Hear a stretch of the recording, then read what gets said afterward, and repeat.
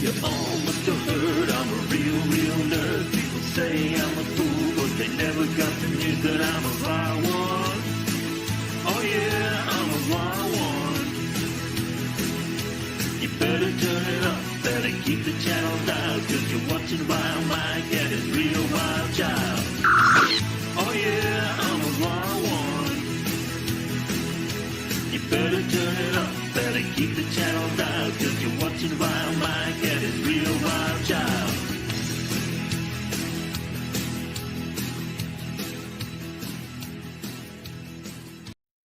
Jafar, buy an SD game swap. Creed. Alrighty. So, hold on. Ooh, I had a question for you, Vile. You're okay, in San go Diego, ahead. right? You're in San Diego, right? Yes. Did you feel the earthquake that was there earlier this week? Yes. Nice. Was it like earthquakey or just like, oh, nothing? Okay. This was the first time ever I got the earthquake alert before I felt the earthquake. Ooh. Yeah, I love the apps, man. I told you. So I was like, I get the alert and I just paused because I was working on one of the things I've been doing all week is posting new videos to YouTube, TikTok, Twitter, BlueSky, Instagram. Yeah. Highlighting a video for each for one item on my store. Okay. I was working on that. Excuse me. I was working on that at the time, and I get the alert, and I'm like, okay, am I going to feel it? Am I going to feel it? Am I going to feel it? I feel it. I remember. I'll tell you what. Over here, we get wind advisories and tornado alerts, and oh shit! I tell you what, that one that came through here a couple of years ago that tore up 3 towns was one of the scariest fucking moments of my life. I mean, well, for me, the big difference is when it comes to tornadoes, you usually get your warning that one might hit, hours or days in advance sometimes. Mm-hmm. An earthquake is so quick. Not a tornado. You're thinking of a hurricane. No, I'm thinking of tornadoes because in Texas, when I was out there on the summers, we would get tornado watches, or when there's like there might be the conditions. I'm talking about actual tornado warnings, like, oh shit, we got to funnel down. Yeah, a tornado warning does not mean there's a funnel down. Well, I'm telling you what, I've been through many tornadoes, and because I lived in Twister Alley quite a bit, and I'm gonna tell you what, that last one a few years ago, we had everybody huddled in my room because my room was the safest one. That motherfucker was a mile away. The whole fucking sky was dark as hell, and that thing was loud. I mean, well, what I'm getting at though is an earthquake. You don't really get that much warning for, regardless. I mean, even a tornado, you can have a lot more warning because you're not going to have a tornado without a storm already present. Yeah, thank you, University of Berkeley, for the My Shake app. They found a way to detect the waves. Basically, there's 2 different waves an earthquake emits, called P and an S wave. Consider P depression. Dogs can feel, right? Like the P wave. Yeah, that's the P wave. Call it like a pressure wave. A pressure wave. I'm trying to explain to people. A pressure wave. They will detect a pressure wave, then the S wave happens always immediately after. The S considered like the shaking. So they will detect the P wave to determine how much the shaking should be determined, which is about 99% accurate. They're going to detect that, whether it's a 5.0 or a 3.5. They're 99% accurate about what the estimated scale will be on Richter when the S wave hits. And they'll give you about an estimated time, 15 to 30 seconds to 45 seconds. I know you can't predict them long term, but we do have like a 16-month. I don't know about if yours is the same, but the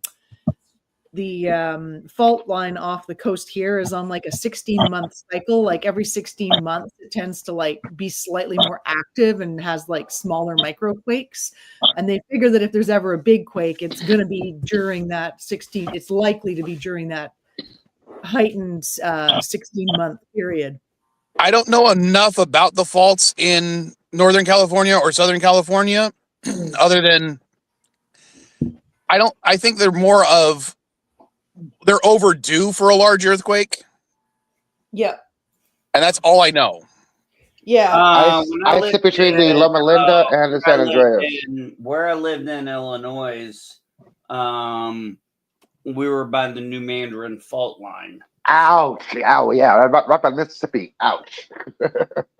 Yeah, so yeah, we felt a few earthquakes there from time to time.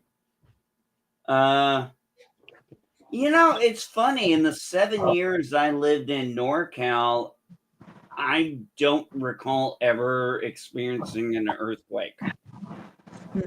I did last month, live online. Remember? It's not as often as people like to joke about it. Well, they're often, but you don't feel a lot of them, right? Like they're quite small, localized. Yeah.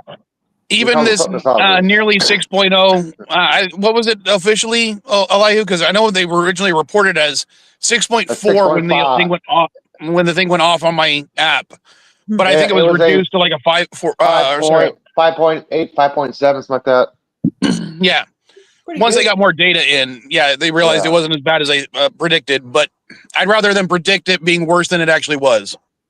Yeah. Well, I remember watching a couple of movies, and when you come about that, I remember watching the movie Volcano, and there was the earthquake, and they all were placing bets on what the size. Yeah. Yeah, La Brea fault. Yeah. Yeah. Like that's so stupid. I just thought that was funny. And then there was that scene in Independence Day where it's like, what is that, an earthquake? Not even a 4.0. Go back to bed. What about that 1975 or 77 movie called Earthquake where Phoenix gets destroyed? I'm like, what the hell was that? I don't think I haven't seen that one. I haven't seen that in forever. Man, I gotta watch more. I honestly admit I've never seen the movie, but I did ride the Universal Studios ride about it. Dude, I lived in Phoenix. I grew up in Phoenix. I saw that. I was freaked out. I'm like, really? Then I learned about faults on the tectonic plates. Like, oh, okay, never mind. Yeah. No, when I thought the most interesting one at Universal was the Twister experience. I still love the Pirates of the Caribbean ride at Disney.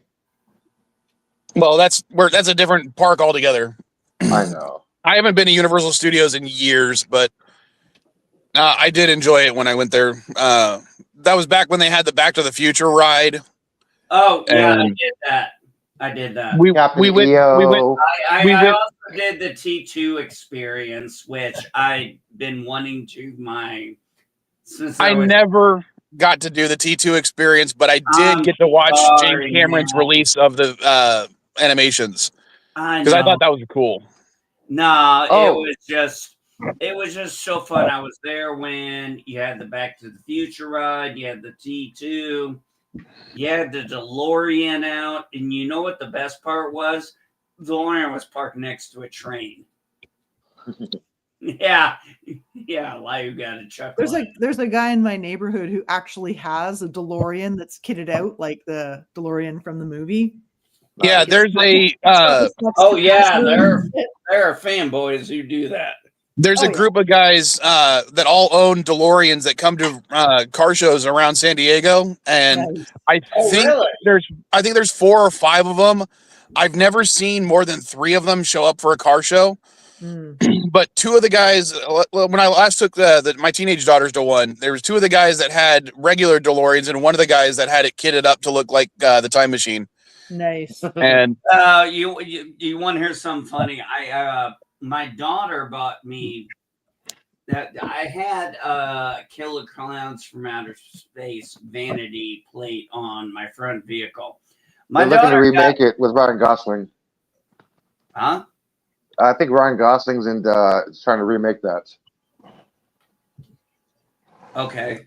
Anyway, my wife, not my wife, sorry. My daughter, for my birthday, got me Back to the Future plates. The one from the 2015 and the one from 1985. So I have the one from 1985 on. And I swear to God, everybody thinks I'm from California now. Okay. When you mentioned that, I was looking at some of those on eBay and I got really mad at some of them because the official plate that was on the DeLorean was OUTATME. There was no I in the time. Yeah. All the fake ones they sell on eBay spell out the word time. And I'm like, California plates don't have 7 letters. It's probably it's probably like a copyright thing. They have to do it incorrectly in order to like be able to do it. I don't know what it was, but it was bugging me when I saw it on eBay. I mean, I'd have to take a pic. I mean, I think I showed you guys a picture of on the group chat, but I'm not gonna go look through that and find it right now. All right. And I've got my massage flippers on that are massaging my calves right now. So I'm in no way the fuck. By the way, Dandelion, I just looked it up, and yes, the license plate out of time is protected by copyright and trademark laws. That's why it doesn't match. That's probably why. That's probably one of the to. reasons. I'm sure it also has a reason about selling real looking plates is probably also illegal. Yeah, it's protected under intellectual property. But I mean, it's just, I've got an Indiana plate on the back. So it was just kind of funny. Some people see that, and I'm thinking, no, it's a vanity plate about Back to the Future. All right. So Friday, I don't know if you guys know, was Superman Day. Okay. And I did not know that until after Friday. So this is the little ad posting that I did on Saturday, the day after. And I thought maybe we could talk about the idea I had behind it real quick. So yes, this is another plug for SD Game Swap.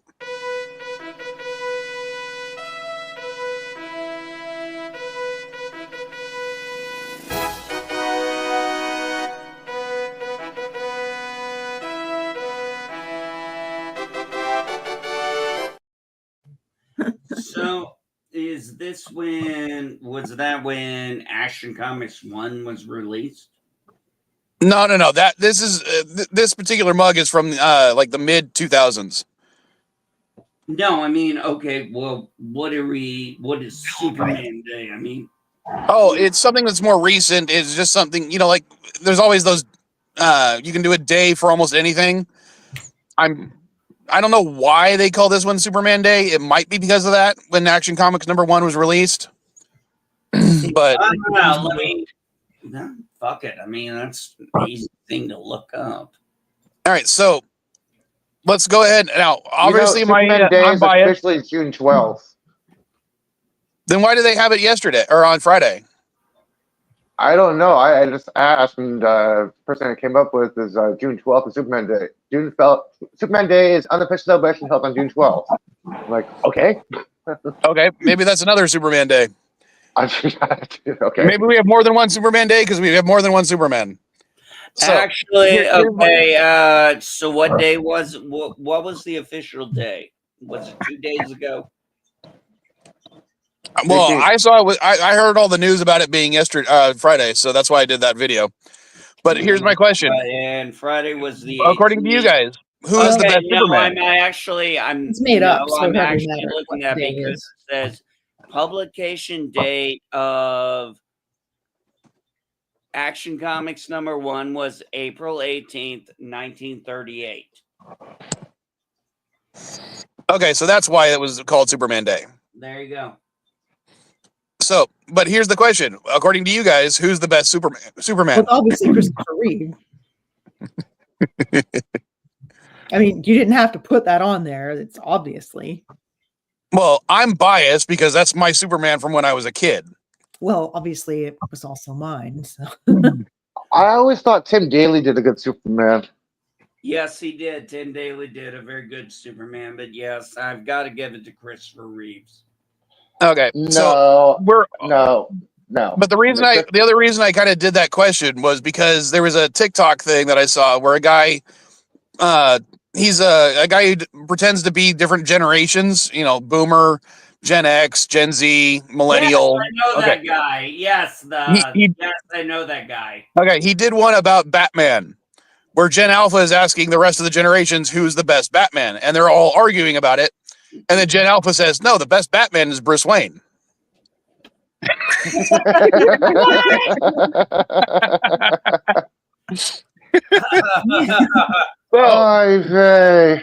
All the other generations are arguing whether it's Kevin Conroy. Kevin Conroy, hands down. Kevin Conroy will always be the epitome of Batman. I was getting a kick out of Adam West Batman. The Vengeance. No. No. I have the Adam West ones too, but he's the Bright Knight. We all know that. And we love him. Look, nobody doesn't love that series. I mean, I've got the fucking Batmobile up here, and I've got the series. But I love the last lines that Kevin Conroy recorded before he passed. It was for the Crest of Infinity Earth. He's like, if I have to go out, at least I'll go out doing what I love being best. Be Batman. That was the last line he ever recorded as Batman. I'm like, I love that.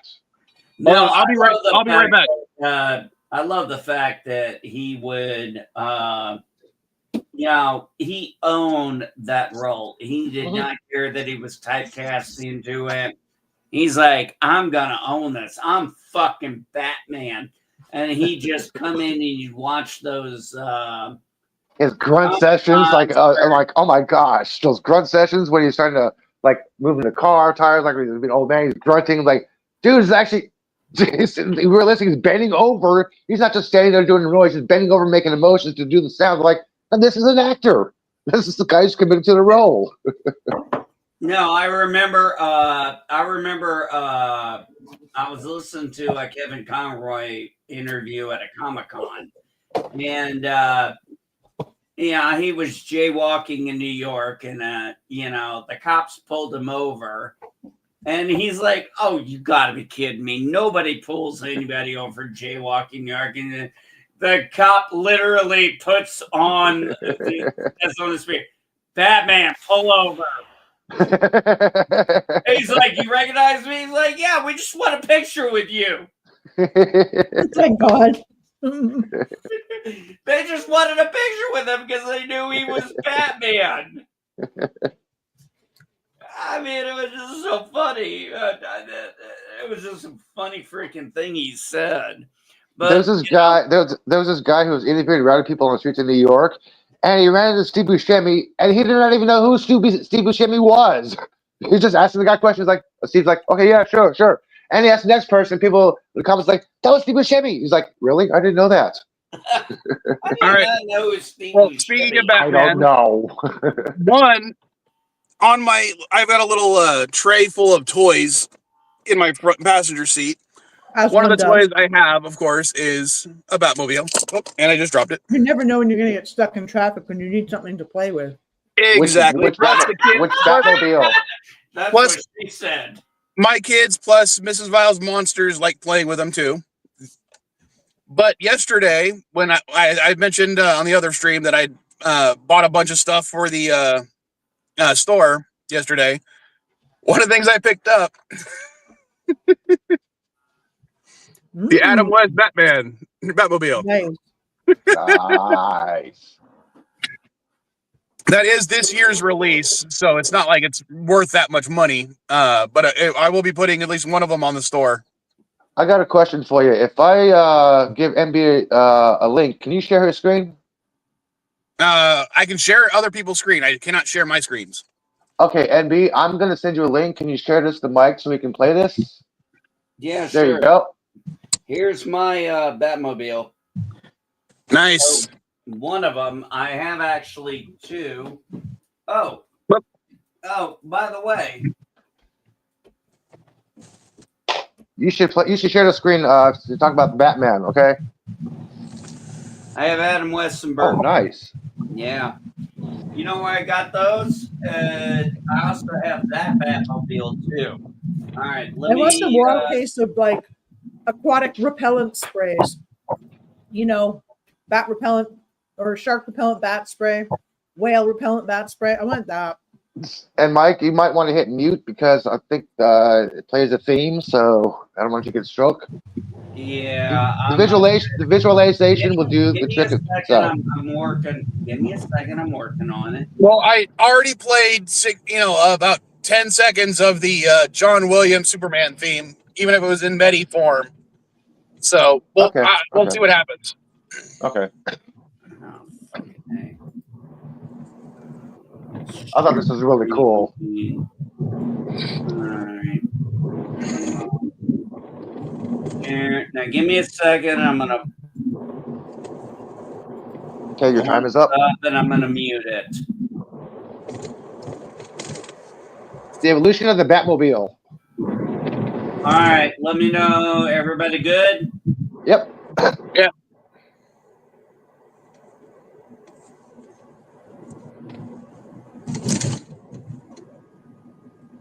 I thought this was really cool.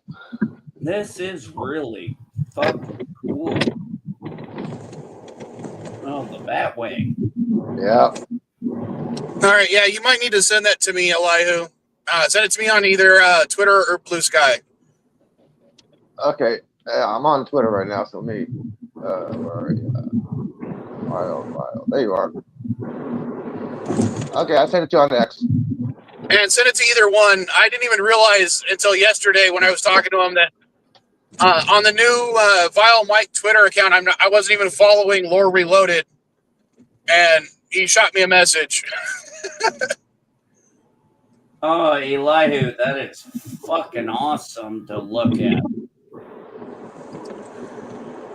All right. Do you want to share that? Do you want to share the image where you got busted up, cut laughing on the last stream?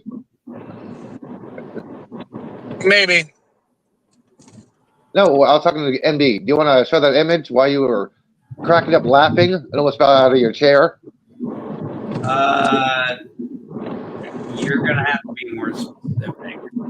It's Easter and it's 420. What did I send you? Oh yeah. Yeah, I did. Okay, sorry. You had to be more specific on that one. Yes, It's appropriate for the show because it's Easter and it's 420. Yes, my wife has made that one very, very evident. Yeah, that's what I found. That's what we found so funny is, what Mike was saying, Jesus is risen, he's not high. Well, I stole that from a church near my house. Yeah, no, that's what I'm saying is I love when churches, do a little levity. But sometimes they just have a super stick up their ass. I hear traffic. Has anybody seen Daredevil Born Again yet? No, I'm waiting until the whole thing comes out. It is all out. It is all out. Yeah, it is all out. I haven't seen the final episode yet. No spoilers. Okay, Dandelion, without spoilers, there's a mid-credit scene. Okay. Yeah, this is the only episode that has a mid-credit scene. Yeah, I was there'd be surprised. a credit scene. There usually is. So now that I know that it's all out, I'll watch it this week while I'm working. All right, I'm gonna tell you this without giving spoilers. I quite enjoyed it very much. Wait, how many episodes is it? Because I could have swore it hasn't been 10 weeks yet. 9. Okay, that's why I'm like I thought it was 10. Going to be 10 episodes for 10 weeks. So no, it's 9 episodes. It's done. Yeah, no, I was working late all week, so I didn't have a chance to sort of sit down and watch that final episode yet. No, like I said, it's like I've been saying in some of my things on X. I was like, the devil's back and he wants the kitchen. Well, the reason I titled the stream this, the Mary and Marty Sue, was because what I've been watching this week is rewatching The Rookie because I missed the last 2 seasons and I wanted to watch it. The rookie, So the one with Nathan Fillion as a 40-year-old cop. Yeah, I'm caught up on the entire season. Okay, so it was season 5 where the character is introduced mostly. The character is Bailey, Nathan Fillion's character's fiance, girlfriend, and later wife. Yes.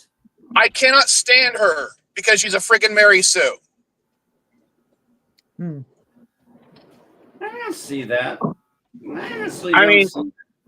Okay, as she's been introduced over the course of several episodes, and later on, we find out not only is she a kick-ass firefighter in a male-dominated position, that alone is not qualifying her to be a Mary Sue, but it is something that is rare. But I do like the fact that they showed it. Okay, but later on, we learn that not only that, she was in the military. No, she is in the military as a reservist. Yeah. Okay. Yes. Okay. She's but she also in the military and a reservist. Hold on. And she's also an expert in 2 forms of martial arts.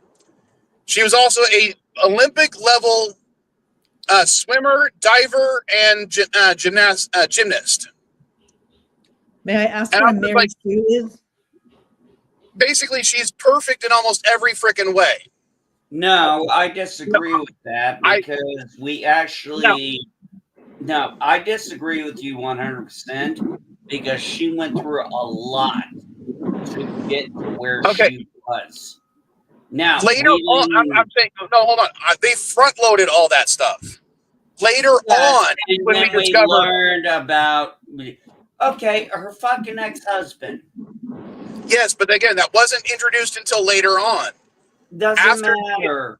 To me, that matters because we were supposed to feel that she was so perfect and everything, and then they're introducing these little flaws retrospectively. Probably because they realized she was too perfect of a character, right?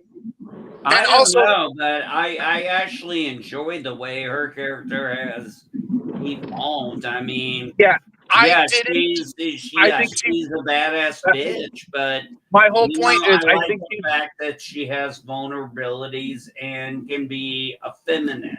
But those vulnerabilities were put into place after all this other stuff was explained about her. Yeah, and you've the never other issue met I a woman have, you've never met a woman who put up a front. The other issue I have is in season 1, Nolan, which is Nathan Fillion's character, is in a relationship with Officer Chen. Okay, she's in her 20s, he's in his 40s, and it's said how it's inappropriate as they're both police officers, they're both rookies, and the age difference that they shouldn't be dating, so they break up. Okay. Mm-hmm.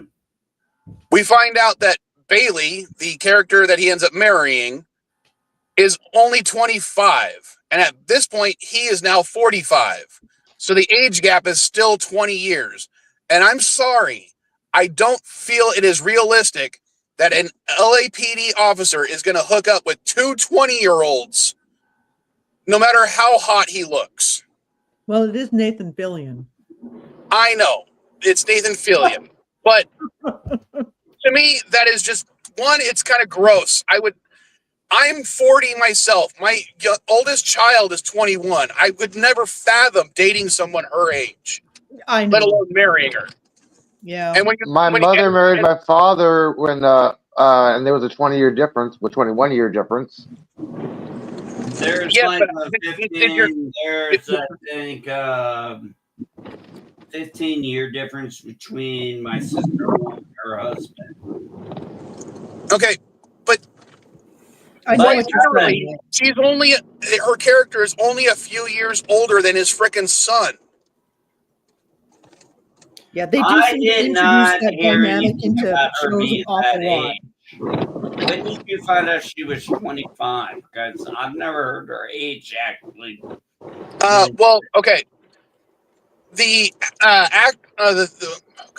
early on they said that she was in her 20s.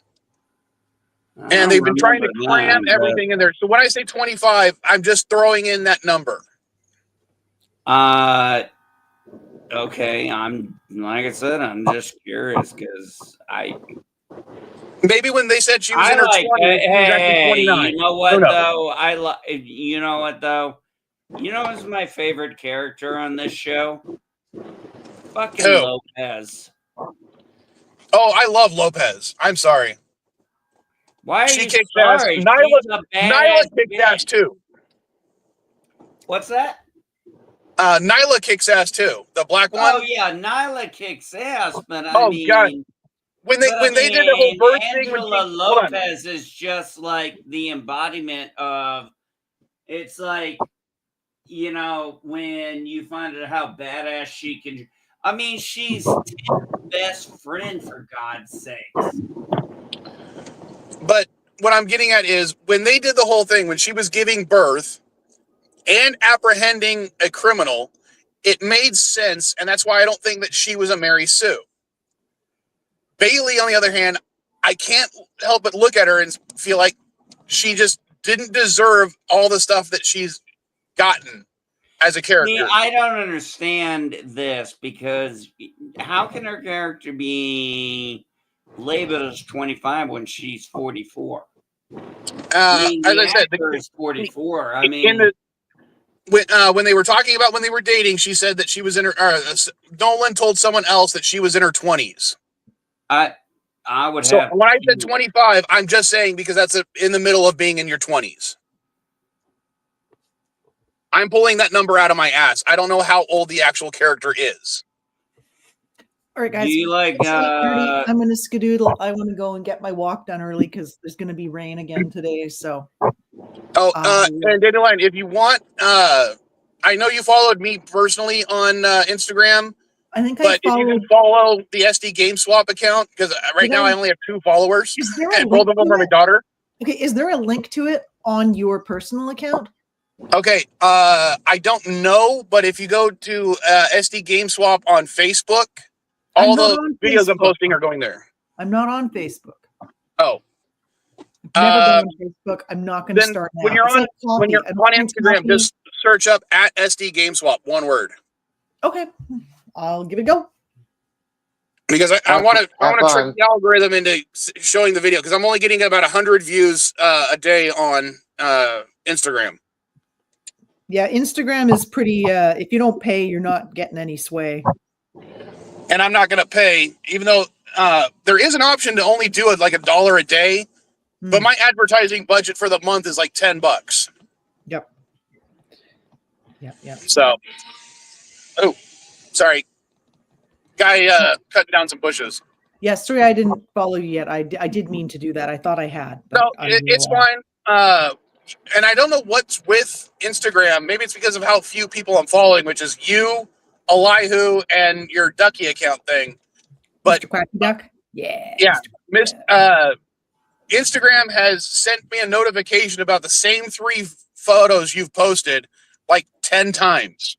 I know. I only posted. I don't post very often. I posted the.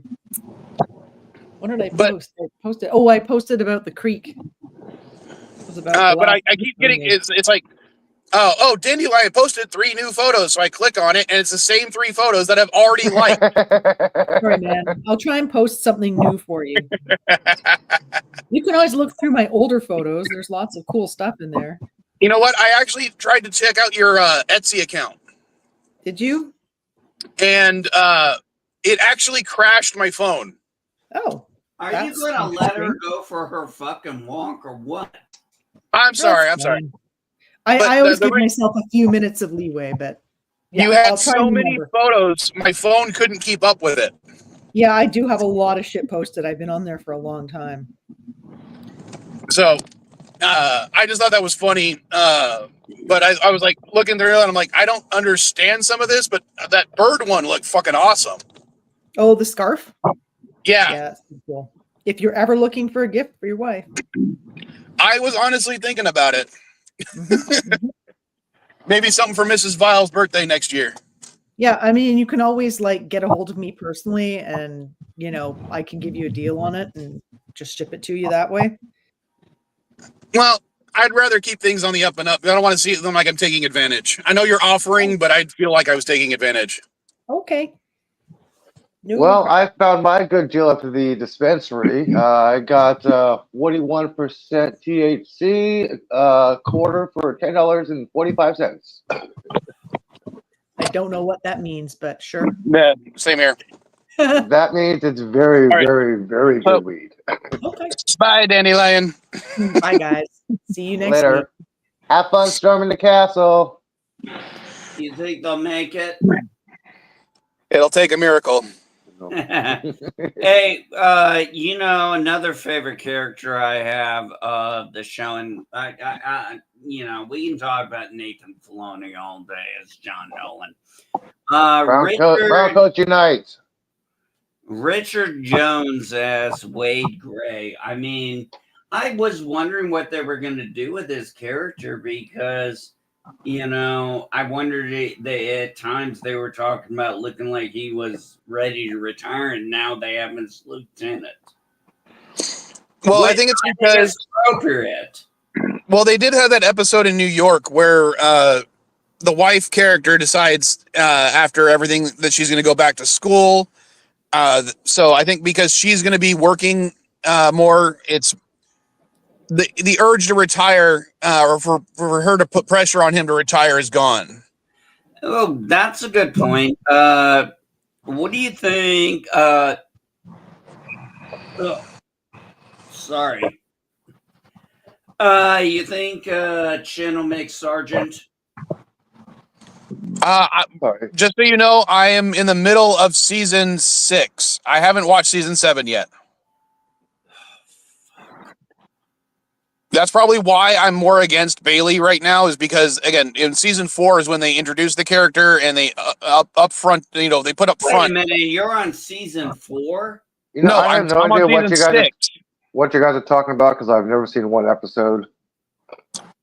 Well, that's fine. But I rewatched this series. Mostly listened to it from season 1, all this week or all last week. All right. So, what episode are you on right now? So I have a guide. Somewhere in the middle of season 6.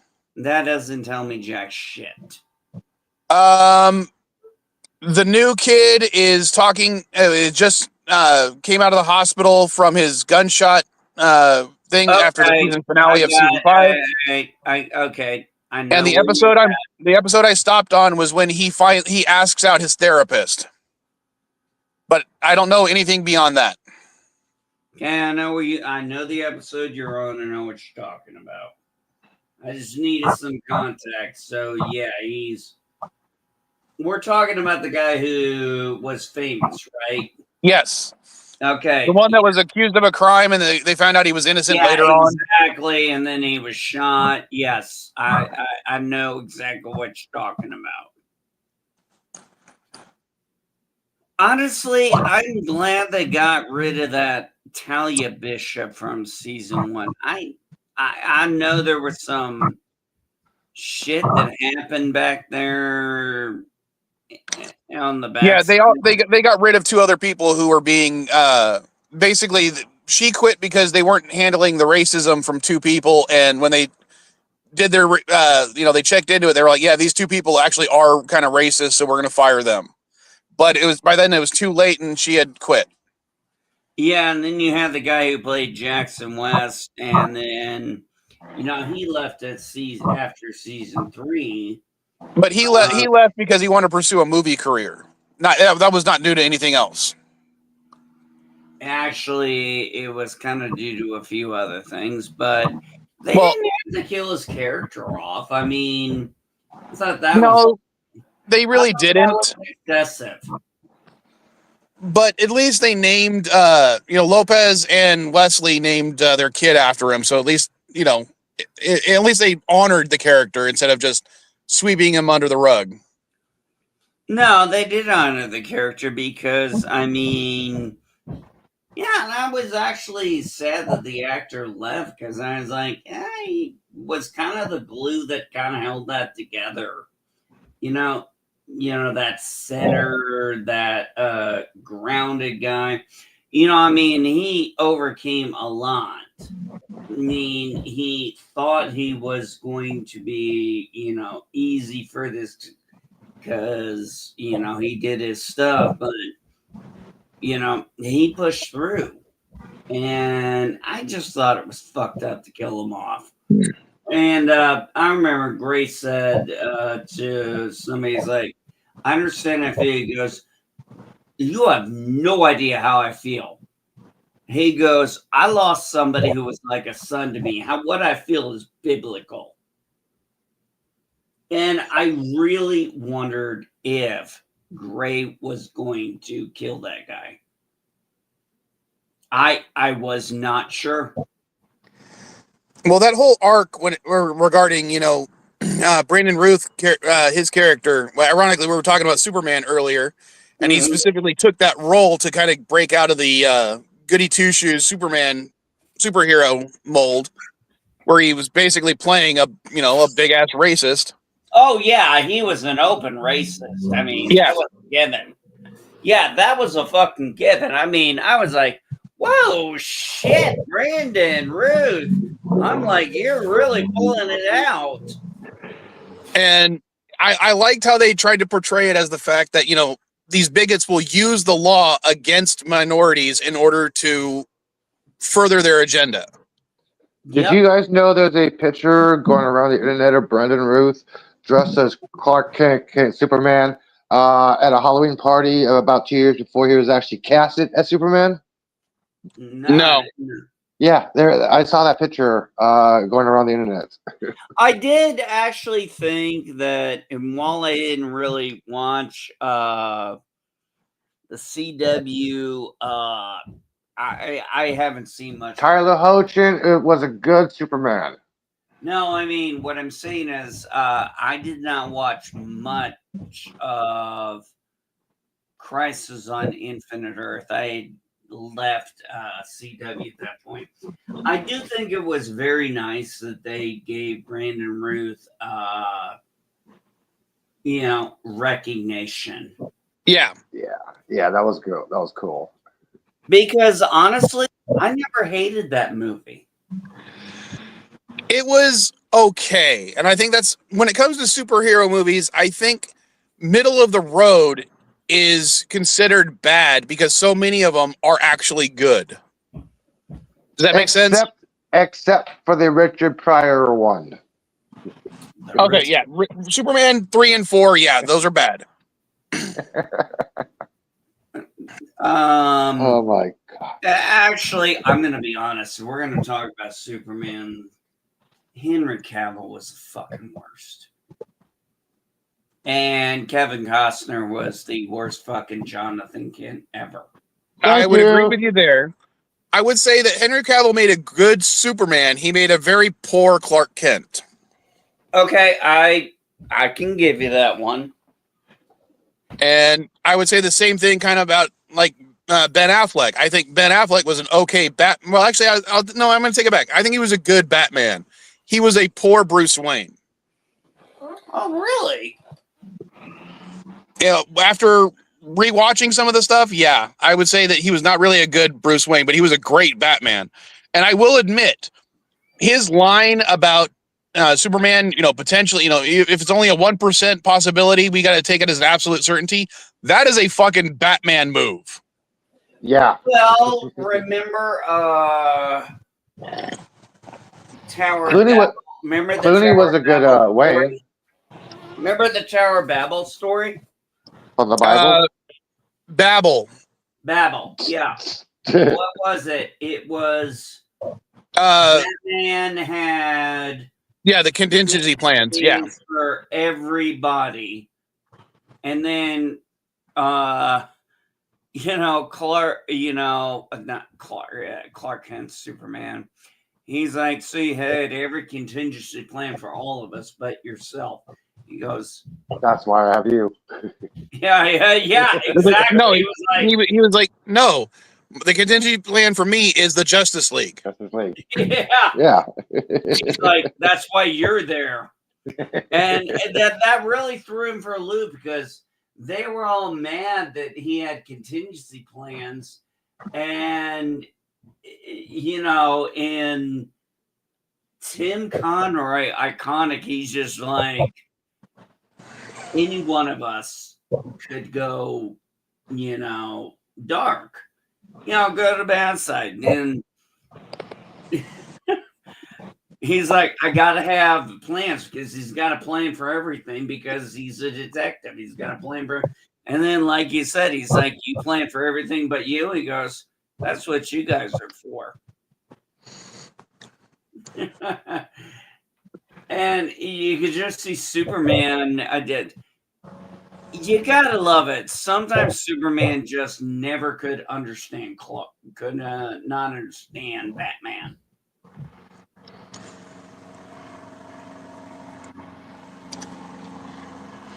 I still am looking forward to the new Superman movie.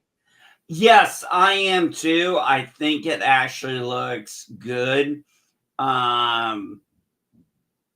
You know what surprised me? When James Gunn released his 5-minute clip online, he is very careful with what he types.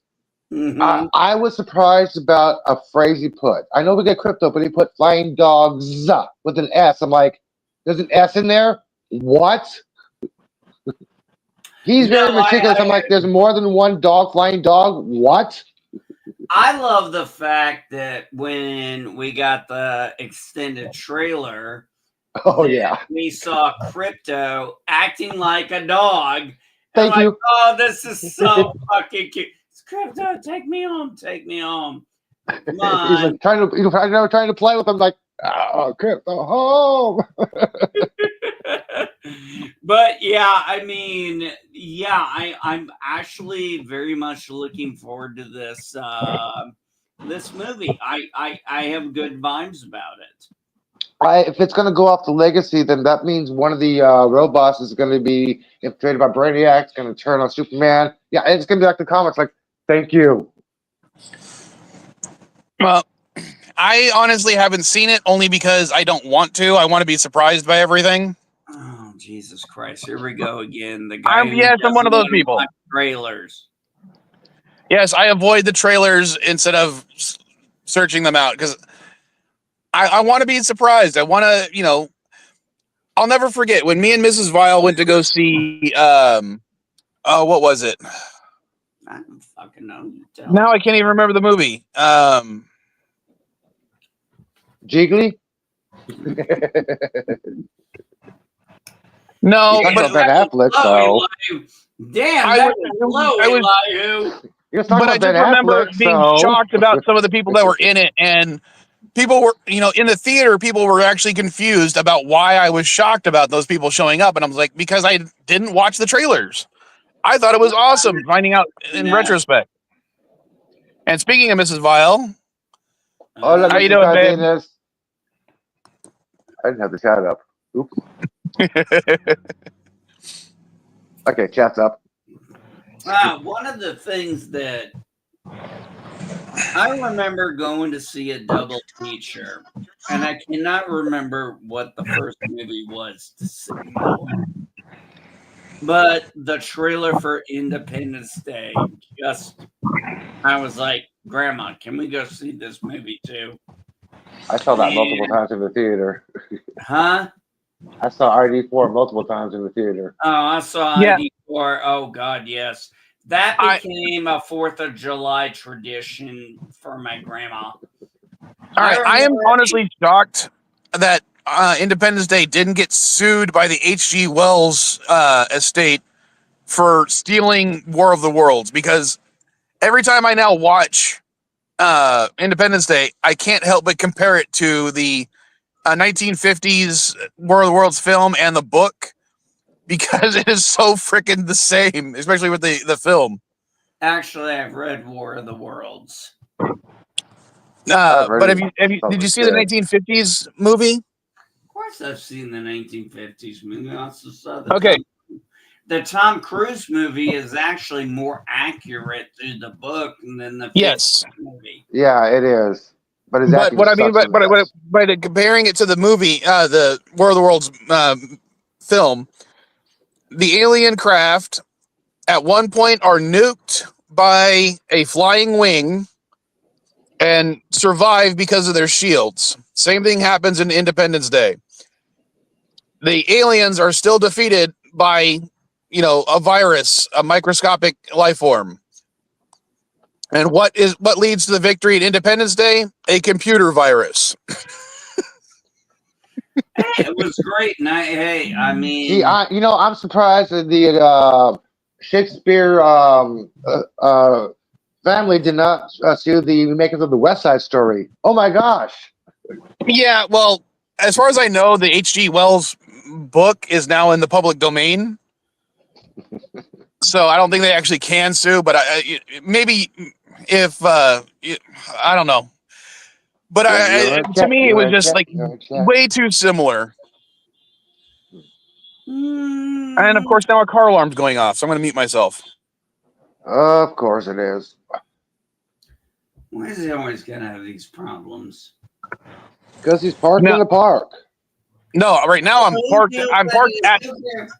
No, right now I'm parked at my store. Anymore? Who actually cares about car alarms in 2025? I don't know anyone who does. Hell? Sorry, something is going on in National Harbor, Maryland. It's a huge, massive police response. What? Yeah, sorry, I just got a news alert. So I'm like, what the hell? Sorry, I'm gonna mute and check this out. So, all right. Just did 40 minutes of my new compression stuff that came in for the neuropathy, so I'm quite relaxed right now.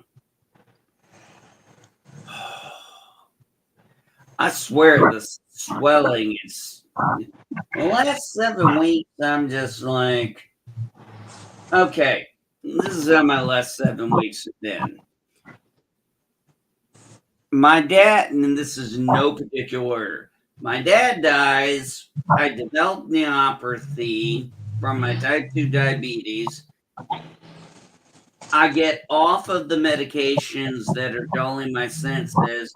Yet somehow I put 30 pounds back on, despite the fact that I'm not eating or drinking any different. And I'm pretty sure I broke a toe a couple of days ago, and I'm in constant pain. I'm like, John, is there any more rude shit we can throw at me over the last 7 weeks? I'm like, fuck. That kind of, I don't believe in, curses or anything like that, but when you say stuff like that, who knows what will happen now.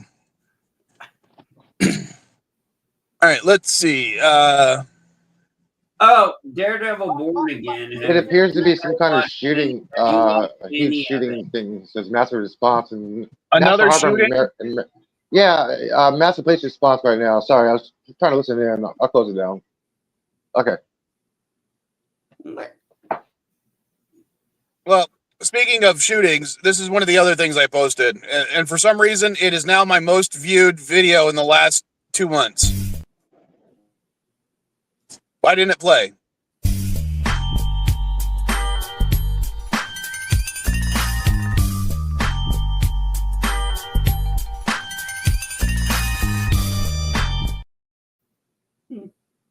Yes. I haven't. I don't think I played Grand Theft Auto since 3. I think my son is. That was Vice City, right? San Andreas. Oh, sorry. Yeah, sorry, no. Sorry, my bad. That was Grand Theft Auto 5. The music was from San Andreas because that's my favorite game. Okay. Yeah, okay. I was a little confused on that. So it was an interesting thing, just kind of segue the subject here. So my son, if you guys aren't checking the chat, he very much likes the 15th Doctor. I saw the episode last night, finally. The last episode. Yeah, Did you watch it? My son has seen all iterations of the Doctor, and he's just goes with the flow. He's like he likes it. He's enjoying it. And I'm like, okay. Judy Gatwa is a pretty good doctor. Great. I shut my door and my phone falls. But I'll tell you one thing that surprised me in the last episode without spoiling it. He used his sonic screwdriver in front of the companion for the very first time, and he didn't show off or brag about it. He's like, stand back, boom, they go in. I'm like, what the hell? You didn't brag? You always brag. That shocked me. I thought he had something else than a sonic screwdriver. That's a sonic screwdriver. That triangle thing is his screwdriver. But he always brags every time he uses it for the very first time, and he never bragged. I'm like, what?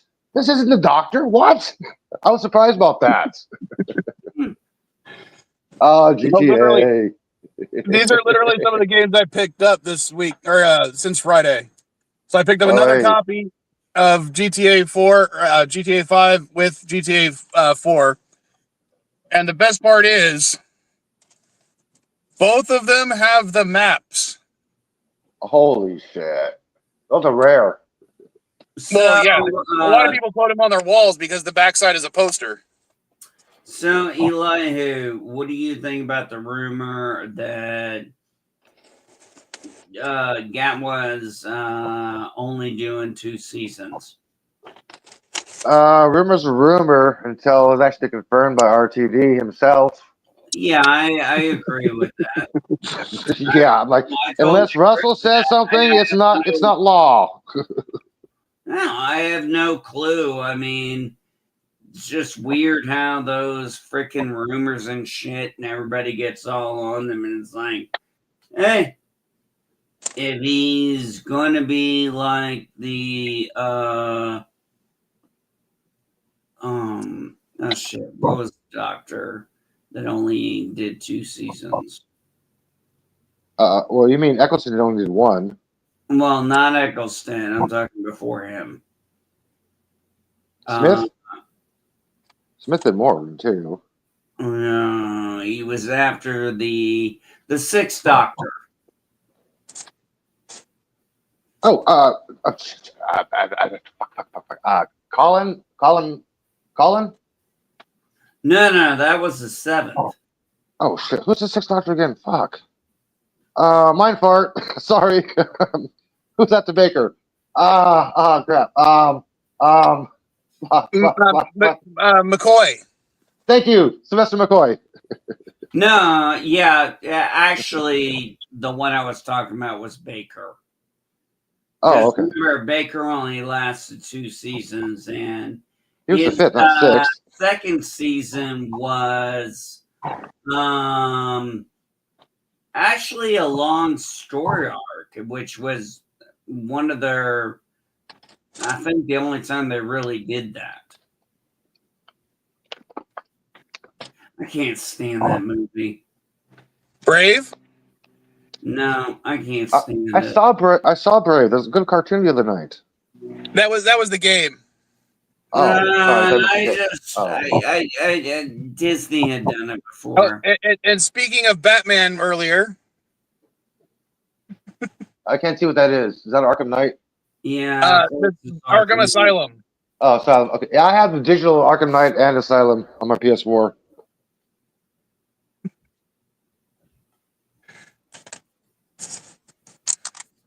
You're not gonna zoom in on my screen to see what you're showing.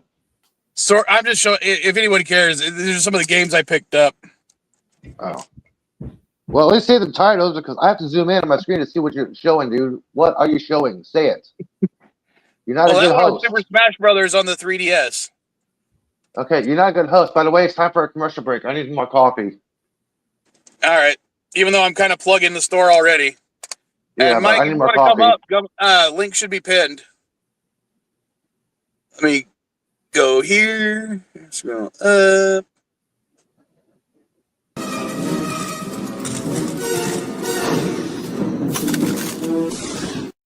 Avoid super battle droids. but not the super deals at SD Game Swap.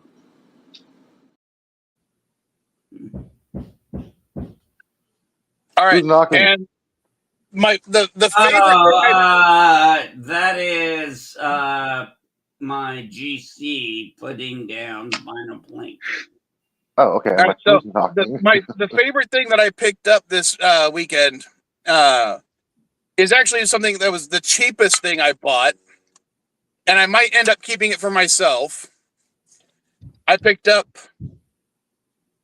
Han Solo's blaster. Han shot first. Not only that, this is the Star Tours version. I don't know if you can see the Star Tours sticker right there. It's red. Which Sorry, means Mikey. I am stoned, it has Mikey. to be. It has to be. Why it's 420. Be red? Because of the child safety stuff. They had to paint red. So I'm trying to explain to Mikey about his comment about Tom Becker was the fourth doctor. I'm like, dude, it's 420. I'm not smoking CBD. I'm smoking pure THC today. Okay? I'm stoned. All right, so, and plus, I just to annoy Mrs. Vile when we went out shopping, I tested this immediately, put batteries in it, and wow, it works. Dude, sweet. So wait, does it get louder though? Does it get louder, the volume, when you do it? No. That's But hey, if you want to think about this, do you know how old this is? Who cares? Just as long as 25 years old. I don't care. You are very close. Shoot first. You are very close, Elihu. This was made in 1996, so yeah, it is nearly 30, or yeah, it's about 30 years old. Damn, I was thinking it was 25. Wow. And it still works. As long as you it still works. That's wow. Yeah. So here's my idea, because May 5th is coming up. Oh, cool. Caddy has her phaser. Fourth. Nice. Fourth. So I'm thinking about doing a Star Wars versus Star Trek. With you, and then we're correcting you. It's May 4th, not May 5th. Sorry, that's Revenge of the 5th. Yeah. Oh, wow. Shit. May the 4th be with you, and then it's Revenge of the 5th.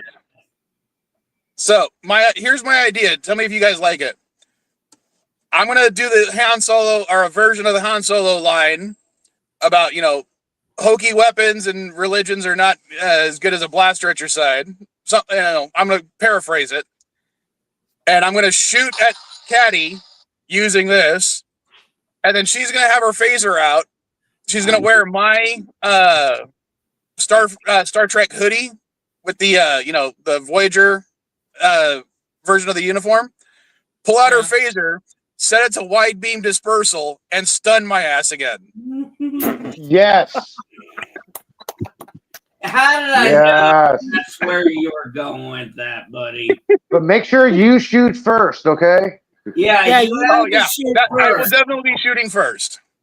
Yeah, after that, man. Remember, Han shoots first. Han shot we all know that Han shot first. Yes.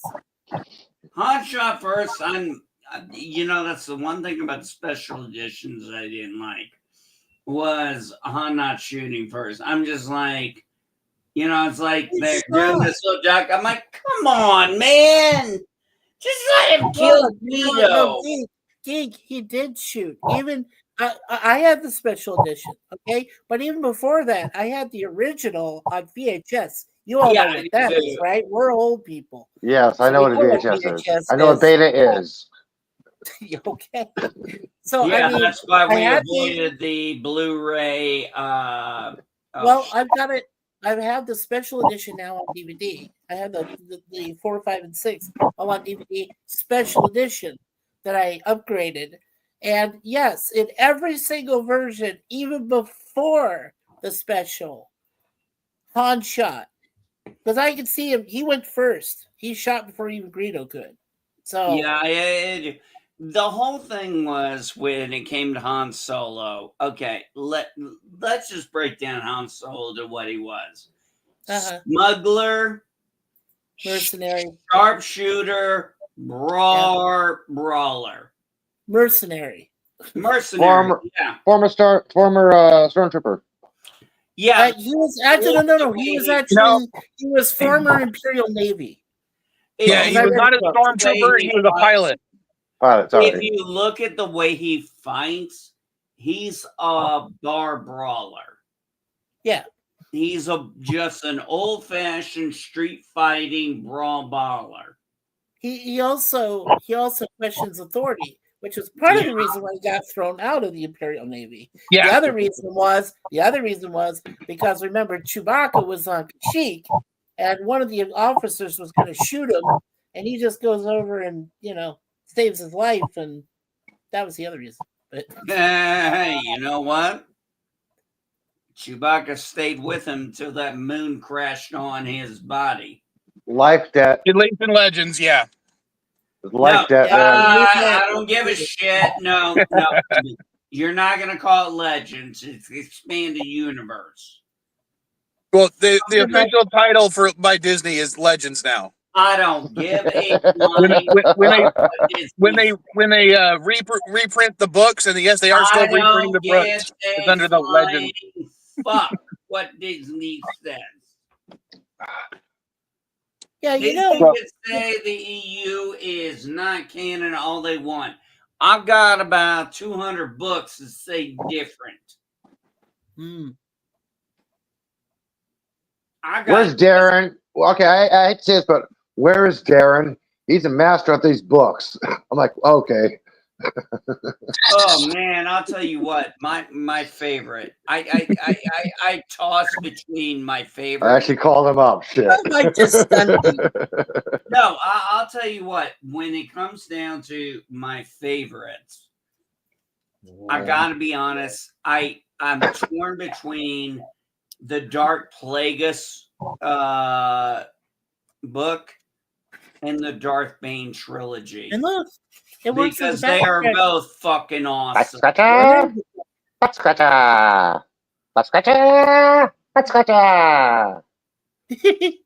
I generally give it to the Darth Bane trilogy because in the second book, Darzana does not kill him because she's like, I haven't learned everything I need to know from you. Hey, Geek, I want to ask you and ask all of you guys a person or a question about Star Wars. The thing I want to ask though is, if let's think on outside the box. We're in an alternate universe. 7, 8, and 9 are not even created yet. Lucas hasn't even sold shit to the evil mouse. But if there was a novel, if there was a Star Wars novel that you wanted, like right after Return of the Jedi on Endor, which one of those novels? I already know which one I wanted to do. I wanted to do Truce of Bakura. I wanted to do that. Great book. One, it has to be the original Thrawn trilogy. Mm-hmm. Okay. Because in my mind, Truce of Bakura is very much a Shadows of the Empire type linking novel. Yeah. No. So I can see. Sorry, what? Oh, never mind. I was getting some timelines mixed up. I think I know where you're going with this VileMike, right? It's the Heir to the Empire. That is where I would have probably started too if I couldn't start at Bakura. Because one, I have always liked the design of the dreadnoughts. Yeah. That to me, that is like, I realize the Star Destroyer is the quintessential Star Wars ship, right. But I just something about the dreadnought, maybe because of its extremely phallic shape, but I really like that ship. I like the idea of the dreadnoughts are faster. They're faster maneuver. The dreadnoughts have a faster maneuverability, right? And they're smaller. To me, the idea of a crew-intensive... Yeah. Sorry. But the idea of a very crew-intensive, small battleship type thing works for me because that's probably the most realistic naval ship in all of Star Wars. Me too. You know, I'm going to be honest with you. If I could have had a book series Yeah. It would have been, this might shock you, Palin, the Grand Old Man of the Empire. I would have loved to have seen things through all the storylines from his point of view. Because, because you mean Paleon? Paleon. Yeah, Paleon. Okay. Yeah. Yeah, Paleon. I honestly, for a second, because of the previous stream, I thought you were talking about Palin, like Sarah Palin. No, Admiral Paleon.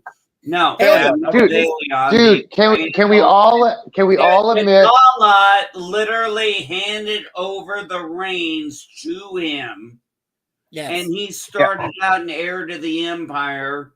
And he, I remember how he got killed in the books, and he's like, I'm not doing what you're gonna, I'm gonna die. I'm gonna die this way. But he also had a saying in one point, because he was the one who negotiated the peace treaty between the New Republic and the Empire, or the Imperial Remnant, is he said, and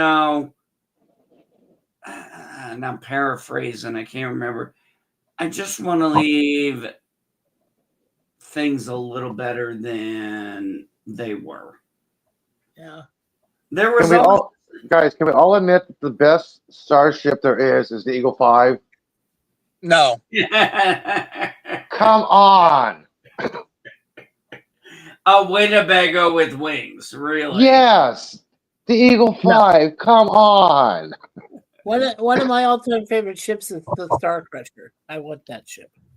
You mean the Sun Crusher? The Sun Crusher? The Sun Crusher. The Sun Crusher. Oh, yeah. I remember reading about the Sun Crusher. That was, oh, God. What was that? No Me Sunrider. Okay. We were talking, the title of the stream is Mary and Marty Sue, because I wanted to talk about a character in Rookie, which we already did. But if you're talking about a Mary Sue starship, it's the fucking Sun Crusher. Yes. It is. Yes. That is, it's going to be the SS Mary Sue, because it can't be destroyed. It's made out of, unobtainium metals. Yes. It flies through the bridge of a fucking Star Destroyer and comes out the other side virtually unscathed. And it can destroy an entire star system. I'm sorry. Well, he did kill his brother in the process, so oops. Yeah.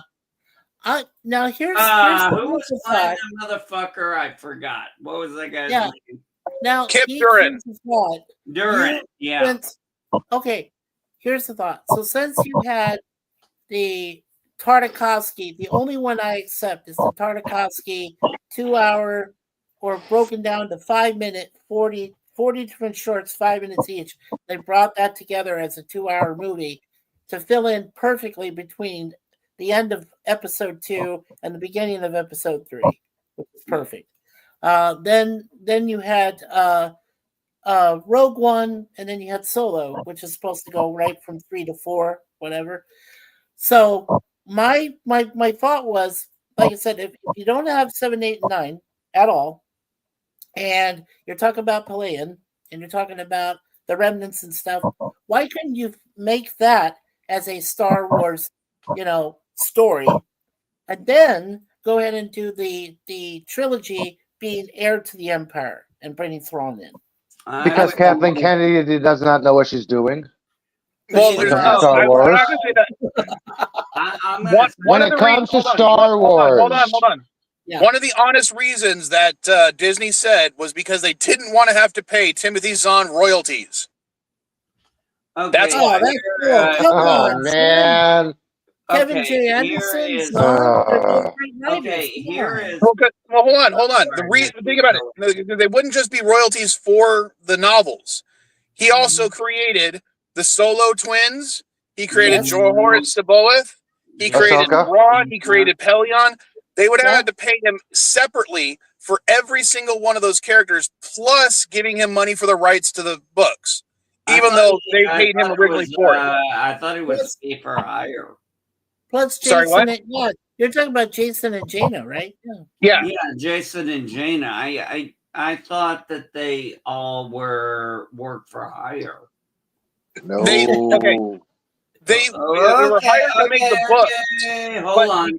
I want to say something real quick here, because this is something that Disney did that pissed me the fuck off when they bought it.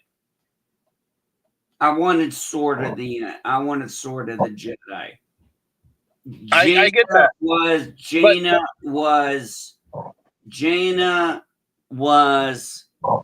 Jaina Solofeld was going to be the future. She's going to be the future that got him to the Empire, the new Empire. She was going to be what was going to create the Imperial Knights and the Legacy series. And I never fucking got to see that. Now I'm fucking pissed. Okay, but to go back a little bit, in the early days of Lucasfilm, when they were hiring writers, the writers got to maintain intellectual property rights over anything they created for the series. Marvel got to do the same thing when they were doing the comic books. Mm-hmm. So that's why a lot of the films and stuff couldn't go back, even if Disney owned both Star Wars and Marvel, they couldn't really go back and reuse a lot of those ideas as much as they wanted to. Yeah, but have you heard the tale of Darth Plagueis the Wise? I haven't, and neither will you, because they canceled the show. Oh, that's not what I'm talking about. Darth Plagueis the Wise. I've got the book. So, like, I've got the fucking book. Hold on. So, ideas behind those early books, like Splinter of the Mind's Eye, Truce at Baccarat, and the original Thrawn trilogy. No, Splinter of the Mind's Eye. You're thinking of Splinter of the Mind's Eye. The early books were Splinter of the Mind's Eye, the Han Solo trilogy that came about, and the Lando Calrissian trilogy. Yeah, what I'm saying is those that couldn't be used by Disney at the time without giving royalties to those authors. But what I'm saying is you're talking about books that were done in the 70s. Truce at Baccarat was done in the 90s. Yes, it wasn't until the early 2000s that they rewrote those contracts so that they could maintain intellectual authority over them. That's why you had. That's why the same author who did the Return of Thrawn duology was the only one who could write those books, was because he's the one who created Thrawn. Well, actually, I met Mike. I met Michael Stackpole at a Comic-Con a few years ago. Had him sign, one of my favorite comics, the Marriage of Luke. He follows me on Twitter. I follow him too. Yeah, I got him to sign the Wedding of Luke and Mara Jade, and got him to sign my completely worn out Rogue Squadron first book. And I talked his ear off for an hour, and I asked him and Alan. Rogue Squadron is where Wedge Antilles took over for Luke, right? Took over the whole thing. Yeah. And I asked him how him and Alan Alston worked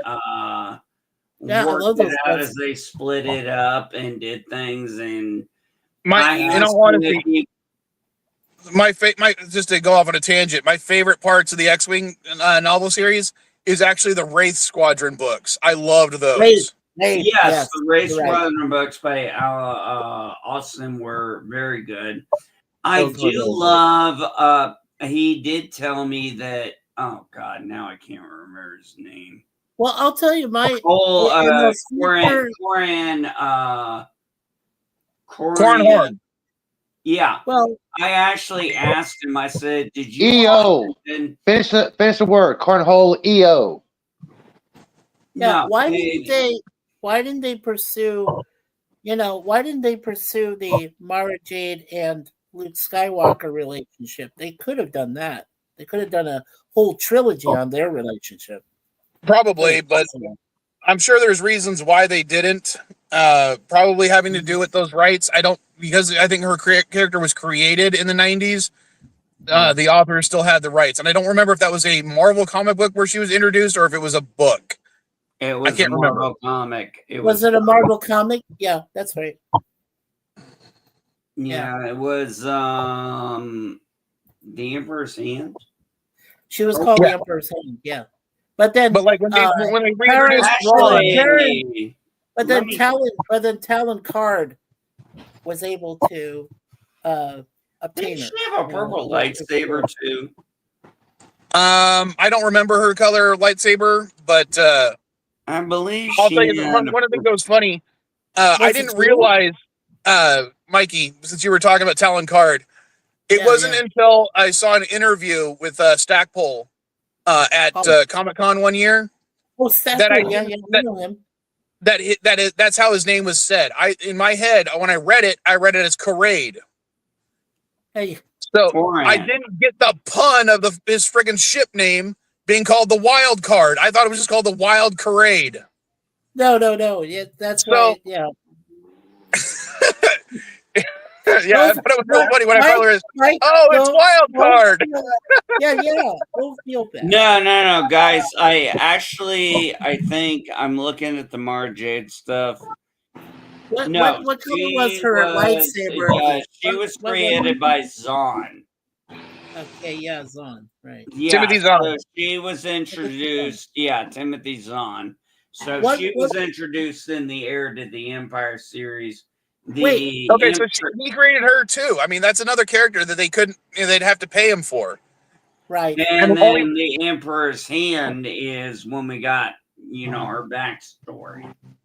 Right. So all right. So the only one that they're paying him for, I believe, is Pelion and Thrawn, and the Chimera. Yeah. Doesn't even look like the Chimera. Doesn't look anything like the Chimera. Okay, well, remember there was 2 Chimeras in the expanded universe.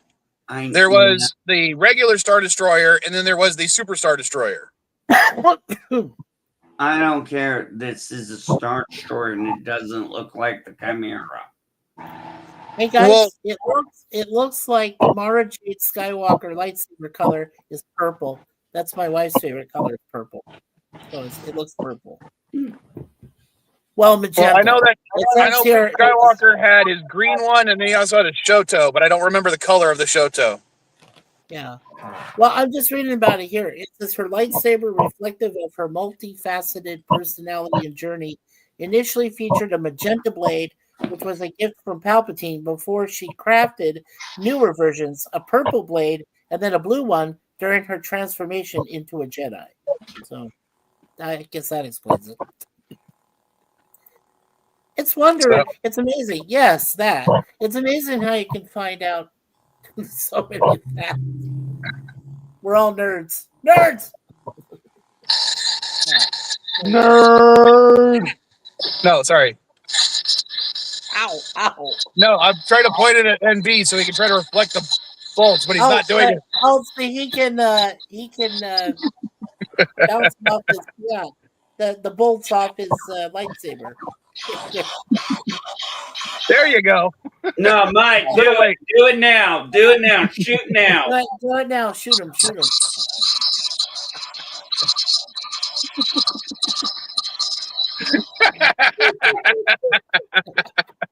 I don't have a lightsaber. Oh, that's okay. No. The kids nowadays in school, I want to go like this. They deserve some discipline. Bad kids, bad. Yeah, anyway. Oh wow, dual lightsabers. Wow. Red and the purple. That's working. Magenta. Yeah. Yeah, I really think that if Zahn didn't have the property intellectually to it, they could have pursued it easily a trilogy with Mara Jade and Luke. Easily.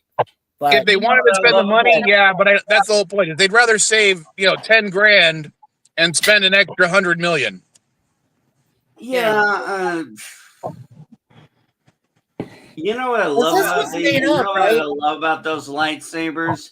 Yeah, the handles are very basic, but the Ultra Sabers are relatively inexpensive, and you really get to choose between the colors. I mean, it's not just one color.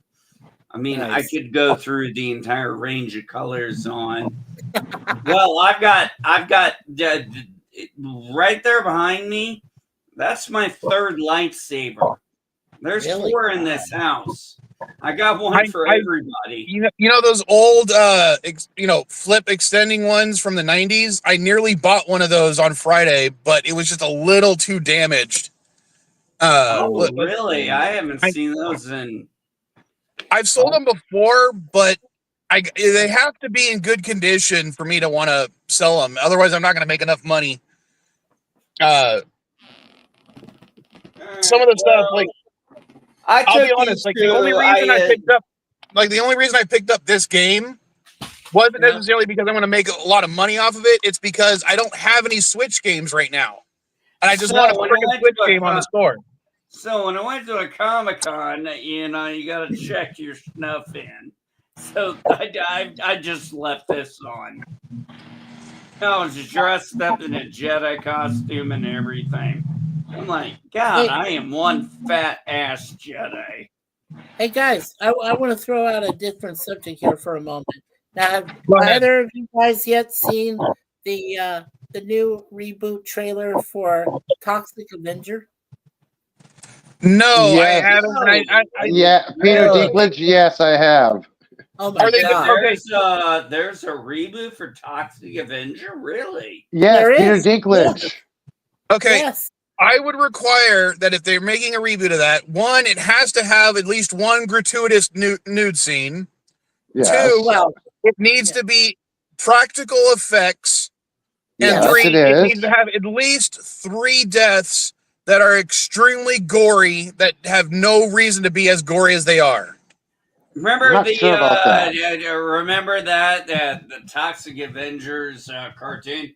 They're gross. I remember Toxic the Avengers. Yeah, they're gross, but they still get girls.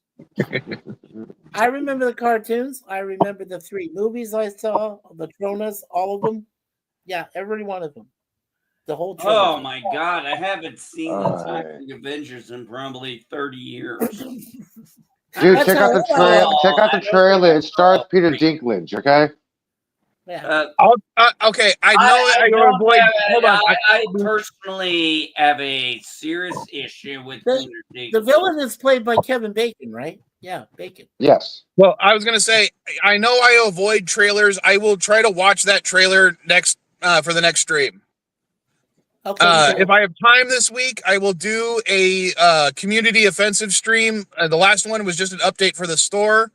So the only issue I have right now is StreamYards.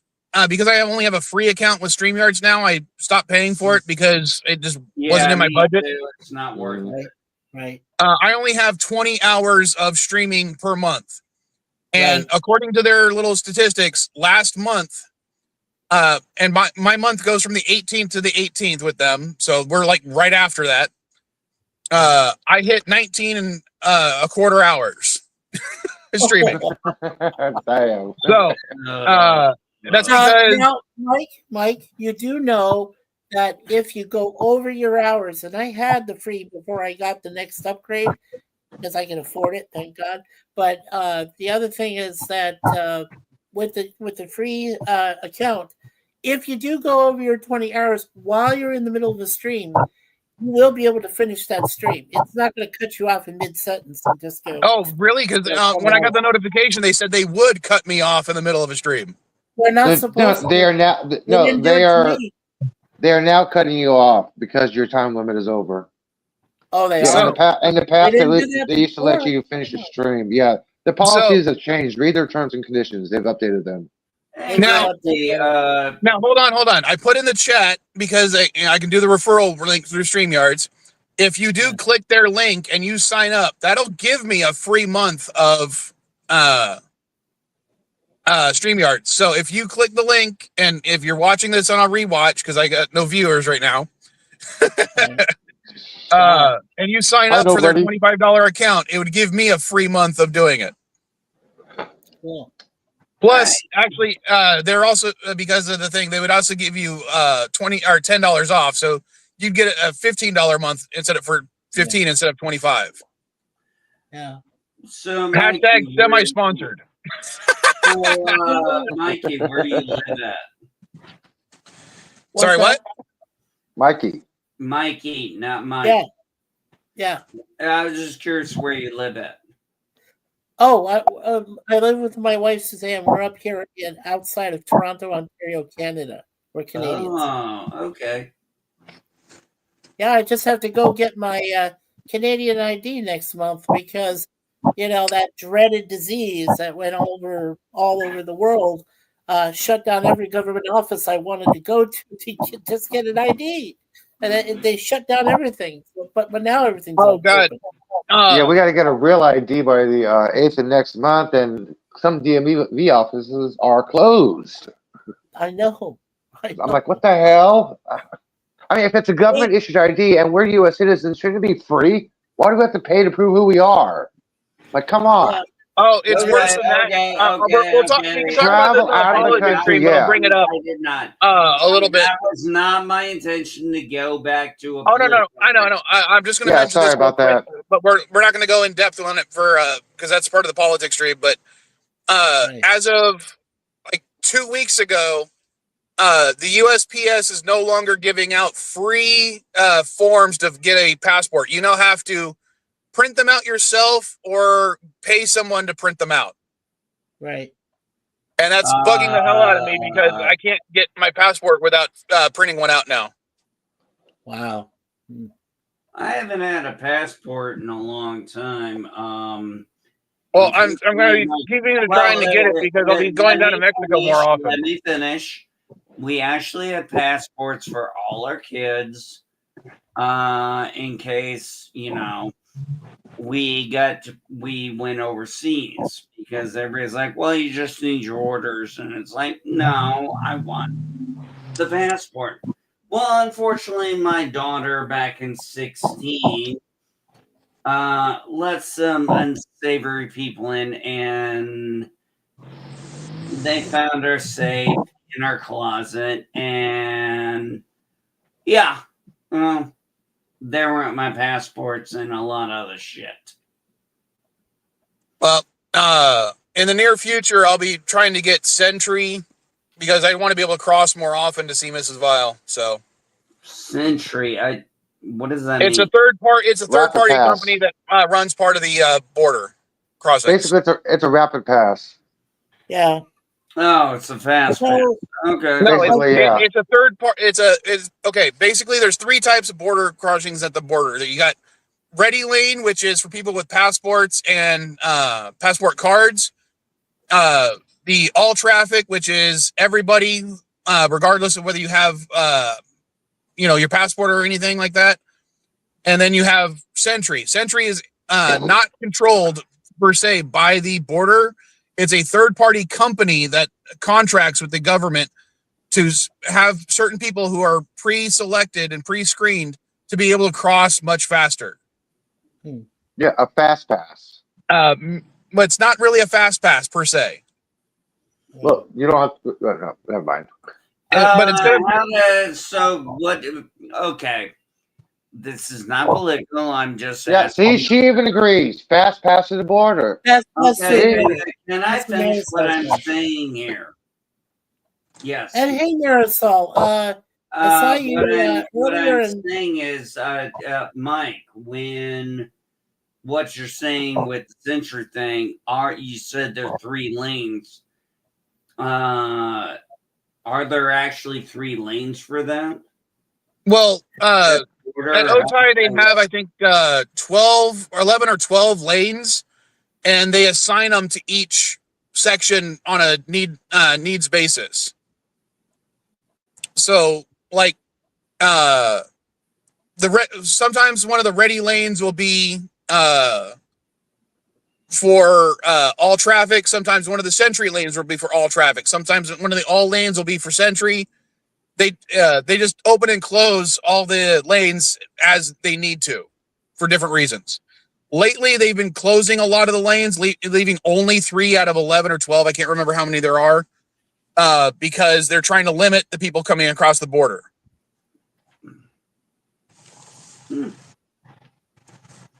No, I mean, I'm seriously want to know because, dude, I haven't left the country in a long time. And again, that's just Otay. It's not. I don't know about the San Ysidro boarding because I don't cross there as much. The what? I'm usually crossing at Otay because that's near where Mrs. Vile lives.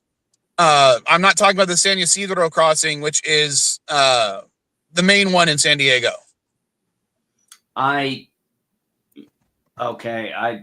don't know the port of entries. Okay, San Ysidro is basically the big one. That's the main border crossing for civilian traffic. Otay is like half the size. San Ysidro goes directly to Tijuana. I'm sorry. But Mike, by the way, I was saying to Senora Marisol, Felices Pascuas, which is Happy Easter in Spanish. And she said, she said thank you. You said you're welcome. Mm-hmm. Yeah. There you go. Hey, I didn't take Mrs. Vile continuously makes fun of mi español es bastante malo. Yeah. Un poquito. Ay, caramba. I know just enough Spanish to get myself in trouble. Un poquito, just a little bit. Oh, I can cuss you out in Spanish, but I'm not going to do that here. I speak 2 languages, bad English and cursing.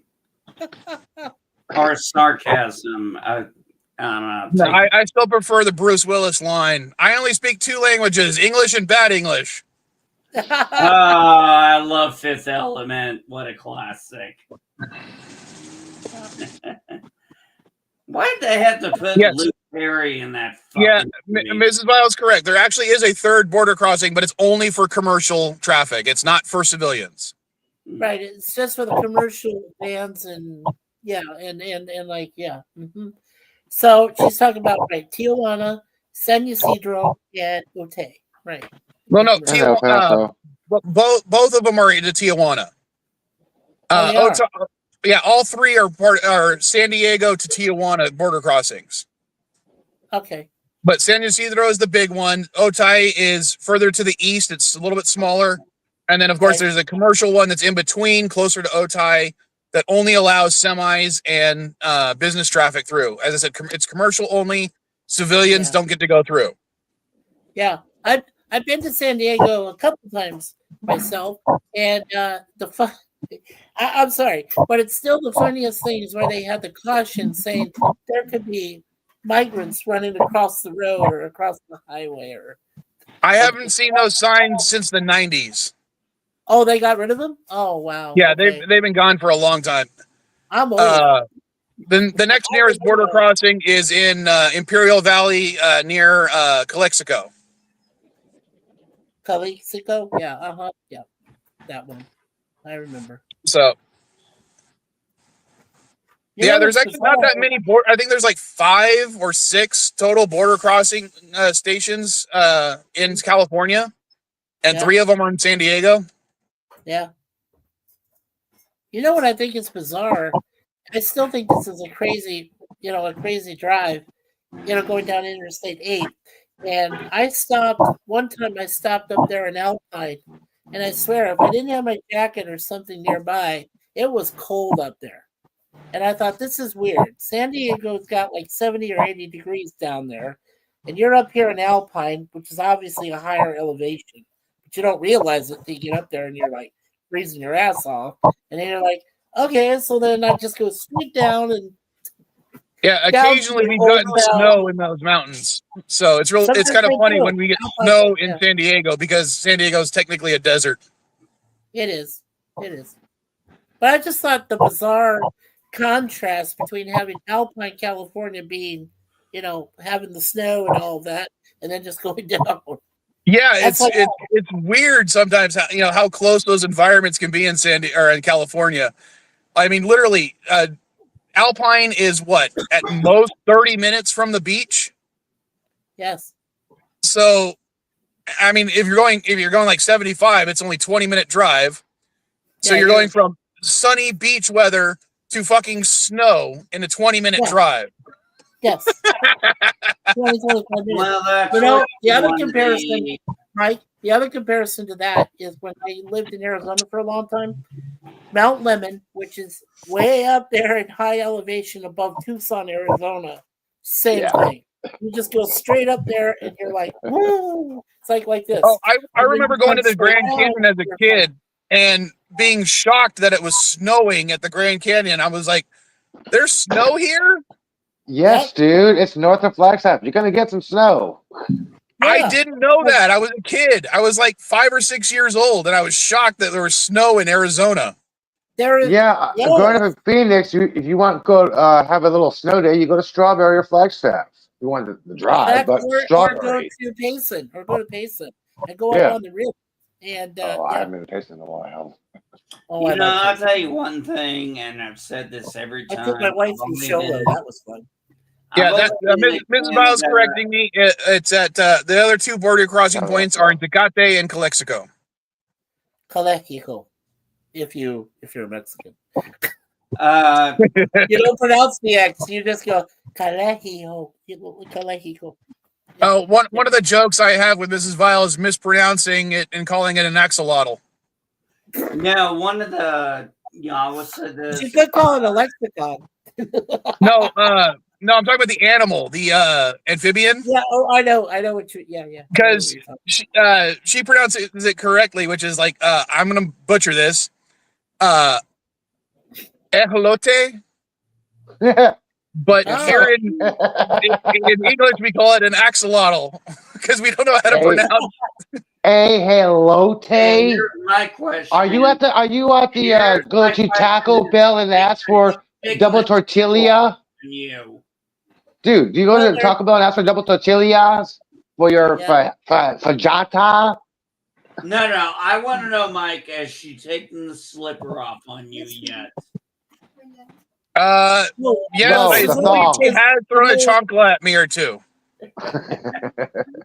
I've only been to Canada twice in my life, and I'll tell you what. Biggest thing I remember about Canada was just I remember this one time we were swimming in this Canadian lake, and I'm looking at just this crystal clear water. And which one was it? Which lake was it? I do not know. It was just over the New York border. Oh, so somewhere around that point. And no. I just remember. No, hold on a second. Let me. Okay, go ahead. I'm swimming in this like crystal clear blue, this crystal clear water. Crystal blue. And I'm like, I can see the bottom, and I'm like, I dip my head down, and I realize that's like 20, 30 feet down. Force perspective, yes. Yeah, but I mean, I could see angular motion. It was right there. You got to understand, I've grown around oceans and the Mississippi River. Okay, you don't get to see the fucking floor. Yes, you do in Hawaii. You do in Hawaii, dude. One, I was going to say the closest I've ever been to Canada is I spent 3 days in Portland. So yeah, that's the closest I've ever been to Canada. But when it came to crystal clear waters, usually the Pacific Ocean around California is pretty brackish because of the currents. But one of my trips to Catalina Island, we went snorkeling. And on that particular day, the water was freaking crystal clear. Mm-hmm. And I remember jumping off the boat, going down in the water, thinking, oh, I can reach the bottom from here. And I'm swimming. My ears are starting to get painful because of the pressure. I was probably 20, 25 feet deep, and I'm like, holy shit, I'm still not near the bottom. Yeah. Dude, if you look on it, if you look on a satellite map of the San Francisco Bay Area, you will see green, okay? Not blue, clear, green. That's how murky the bay water is. When I went to Hawaii, I went scuba diving in this cove, and I'm like, wait a minute, I'm on the surface, I can see the bottom. The bottom was about 80 feet down. I'm like, holy shit. Yeah, there was that. It does a straight drop off. I went on this tour with my folks. We went to Kauai. There's an area there, I believe, called Waimea Bay, and they have this sandbar where you guys can go out there, play volleyball, do whatever shit you want. But if you got off that sandbar, it is a straight drop. It goes right. Man, I remember that when I saw how deep it was between me and the bottom of that lake. Oh God, I was like, I went die. You know, I knew how to swim and everything, so. Oh, so do I. I was diving in this son of a bitch. I was doing cannonballs. I was like, holy shit. Yeah, well, I dived into the Pacific Ocean and I got carried out by a sea turtle. Another sea turtle.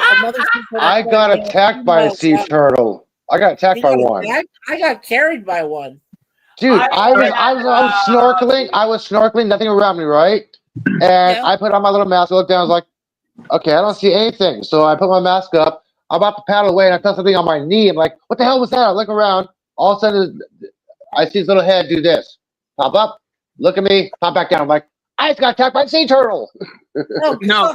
Okay, when I went snorkeling at Catalina, the shell scraped my knee.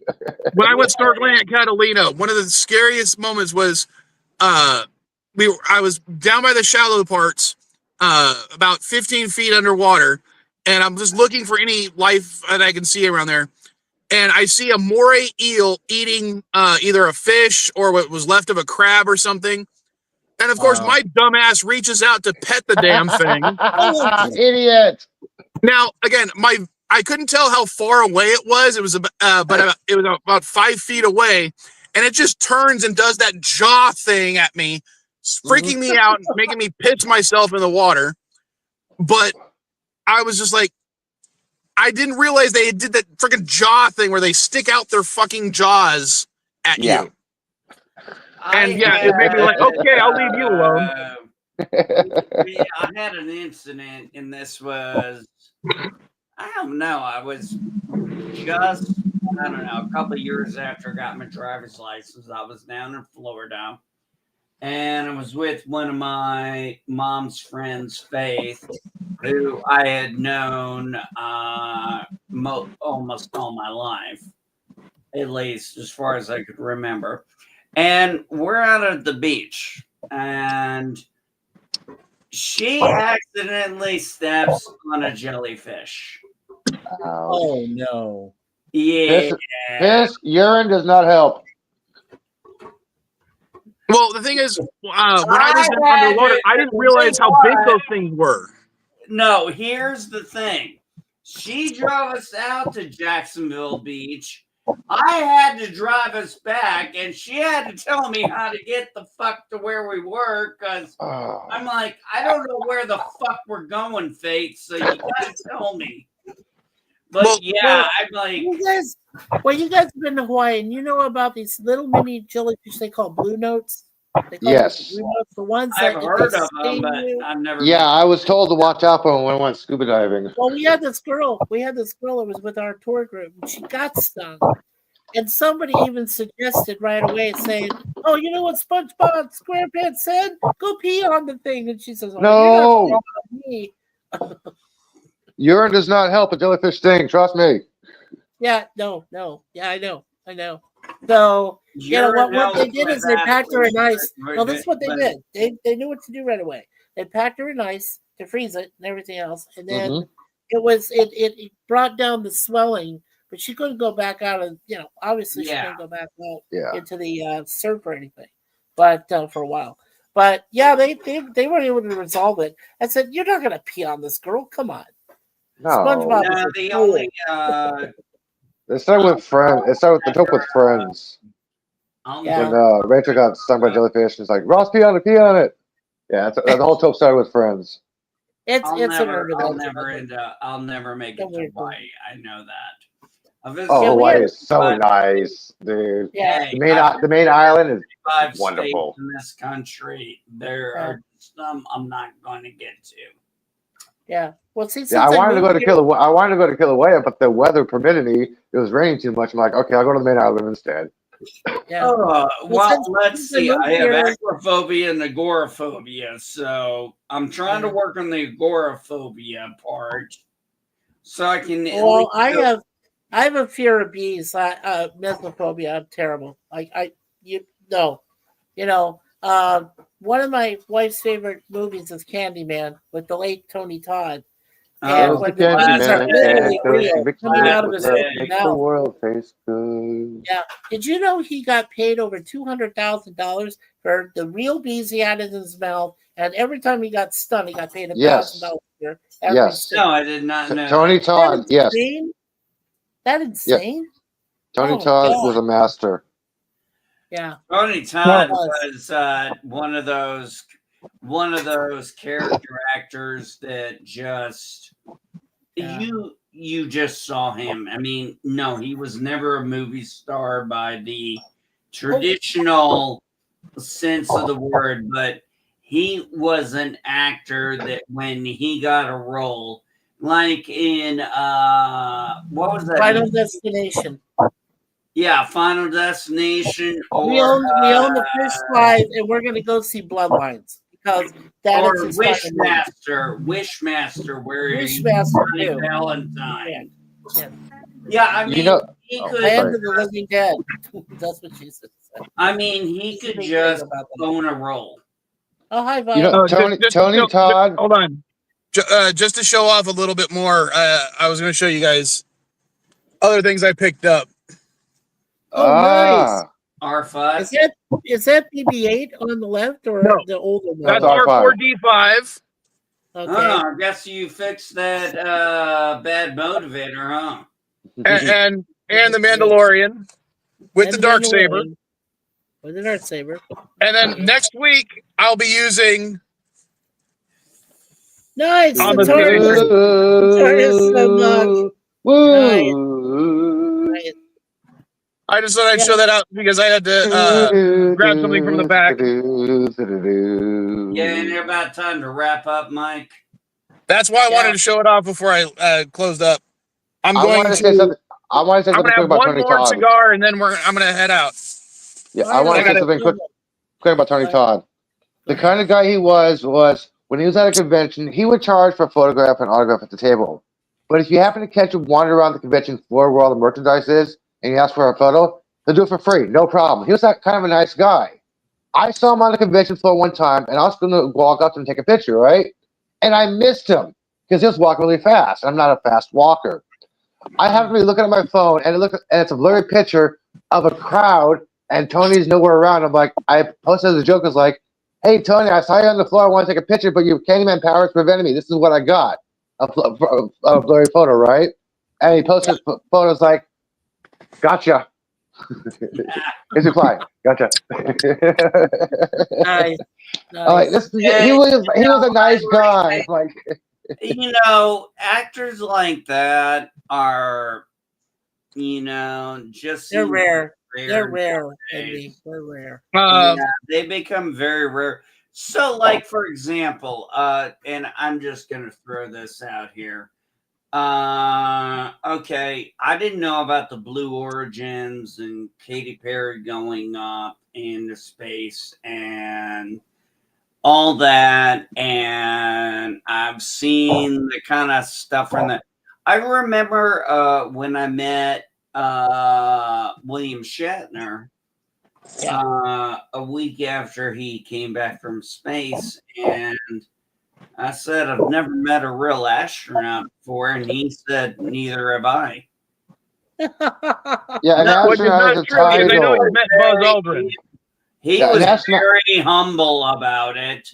An astronaut is a title. What? An astronaut is a job title. No, I'm just saying he was very humble. He's very he was a tourist. And he didn't make a big deal about it. He just talked about the experience and how much he enjoyed it, and that was it. I mean, he just left it there. You know, I think he actually kind of found it. I think he kind of found it funny that we all made a big deal about it because he's Captain Kirk. But you know, I've got to say, you know, they say don't meet your heroes. I got to be honest, meeting Bill Shatner, now being able to tell him something I wanted to tell him my entire life was my grandma introduced me to Star Trek, and it was because of you. You were her captain. She goes, oh, well, he goes, oh, that's great. Thank you. Tell her I appreciate it. Well, she's gone now, but she would love this moment. I had to leave his talk because there was no seats left, so I was in the back row. And I'm like, okay, I can't hear him.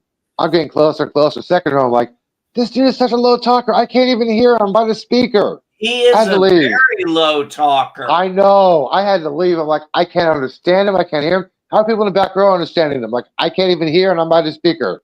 I had to leave his talk. He is a very low talker. Very like, wow. Very low talker. Bueller. Too high.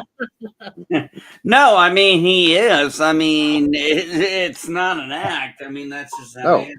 Yeah. I remember, you know, it's funny. Most people don't remember other things he did. I mean, he was in two Twilight Zone episodes. TJ Hooker, come on. Including one of the most famous Twilight Zone episodes of all time. Gremlins, yes. But he was into... Actually, I think we were talking about Twilight Zone sometime back, guys. And well, he actually did two good ones because the other one, he was in the diner with his wife. Yes. And that one. The fortune teller one. Yes. Yes, the fortune teller one. I remember we were actually, I think we were on the CNA panel, and we were talking about one of my favorite episodes, and that's when Death Comes Knocking. And I think Elihu or Mike was the one who told me that was Robert Redford. I think it was it wasn't me. No, it had to be Elihu then. I don't remember. No, it had to be one of you guys because somebody mentioned it was Robert Redford. Robert Redford played Death, and there was this older lady. I can't remember the actress's name, but she let him in anyway because I think, you know, and then until she realized too late that this is Death, and Death was ready to take her. So, yeah. Yeah, but I mean, he did it so wonderfully well. I mean, gave the idea of Death as, you know, kind of like a companion. I'm just guiding you along. Hey, NB. Yo. NB. It's almost 10 o'clock. Mike has to get to work. It's 4:20. I need to get to the dispensary. Gotcha, guys. Hold on. I will do this. I'm going to show you some raw footage from the next Vile review, which I've been working on, where the Vile child is going to be guest starring, or not. She's going to be in it, but she's not going to be playing Caddy. I'm just going to show you the raw footage, and you guys get to imagine what it's going to end up as.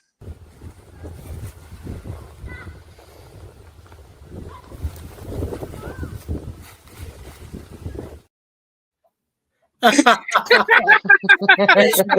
done that before. You know what? I worked as a dishwasher, and I took a trash bag and I cut a hole. I cut 3 holes in it, put it over my head, and put it through my arms.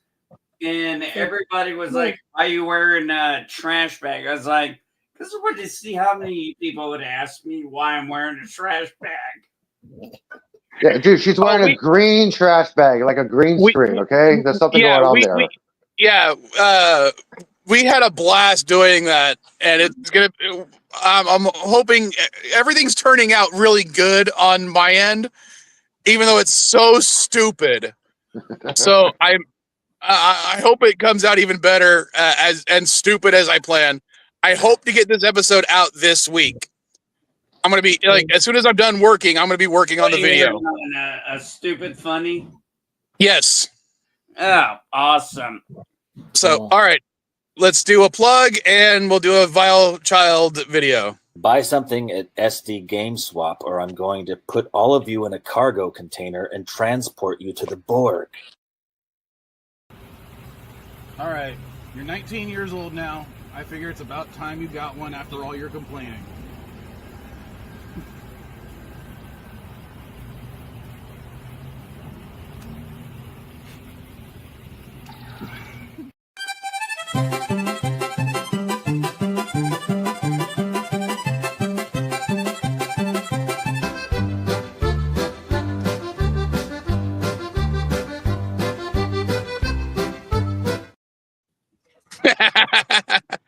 And if you see any of those Game Swap ads on your shorts or TikTok feeds, do me a favor, like, comment, and share, because I want to fuck with the algorithm. I would have danced, bobbed my head, or did the couch patch, but I haven't combed my hair, so that's why my camera's off. All right. I will see you guys either next week, or if I do a midweek stream, we'll see. All right. Later. Later, weirdos. Vile. Take care, brother.